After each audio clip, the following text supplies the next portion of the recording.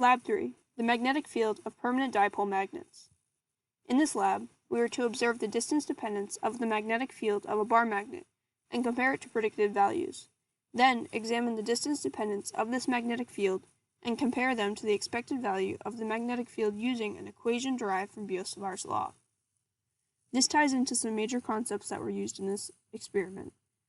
Biot-Savart's law describes the magnetic field created by a current-carrying object. In this lab, it was used to calculate the strength of a magnetic field at a given distance. Also, the superposition principle. The magnetic field of one object does not affect the magnetic field of another object by this principle, and it allows us to analyze the magnetic field of the magnet without any interference by the Earth's magnetic field or any other magnetic fields nearby. Also used was the magnetic moment. This is a value of the strength and orientation of a magnet and its magnetic field. This is used to help with calculations and examining the distance dependency in this experiment. Some major assumptions made were that there are no magnetic interferences nearby like steel or electrical equipment, the phone isn't bumped or moved, and the phone is lined up with true north before starting this experiment. Also, the assumption that a bar magnet is a magnetic dipole and its field pattern resembles this dipole.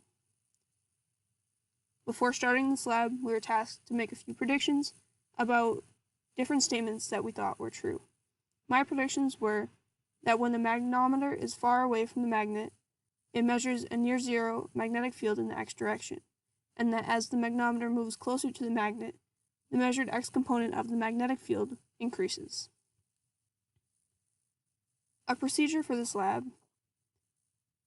An overview is that, using an app, measure the magnetic field values in the x, y, and z directions, and repeat this for different locations away from the magnet. Then, use the recorded values and compare them to expected values using Biot-Savart's law, which is indicated by the picture below. The first time I did this experiment, as you can see in the picture, was in my kitchen on a cooler, and then it turned out that my values were really weird, and I think it's from like the refrigerator and dishwasher in that room. So I ended up taking it outside where I got much better results. This diagram is a visualization of how we can make the Earth's magnetic field negligible by aligning the smartphone with true magnetic north. Since the magnetic field of the Earth is entirely in the x direction, the orthogonal effect of the magnet's magnetic field is then isolated in the y direction. This is now a value that you can measure and record in our experiment. From that, this is my observed data and the values that I recorded in this lab.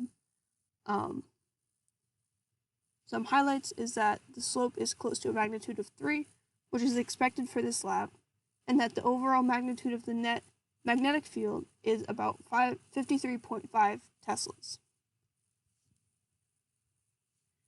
This is a video of my computational model, which represents the bar magnet and its magnetic field at locations around it using Biot-Savart's law and certain recorded experimental values.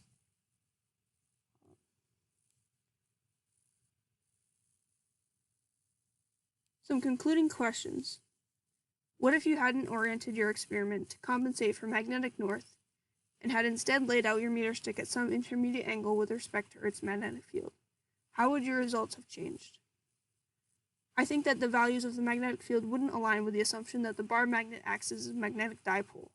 I think that the magnetic fields would be greater than expected and would act differently as you measured like the 45-degree angle, and everything wouldn't exactly line up to make that computational model that you just saw.